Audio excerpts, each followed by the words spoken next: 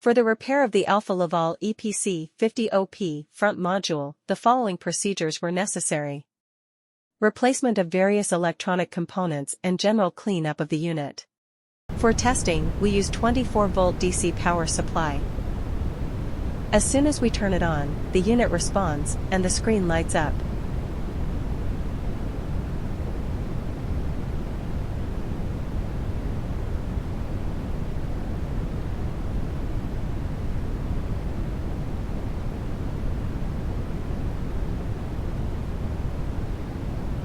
The error message is due to the absence of additional units.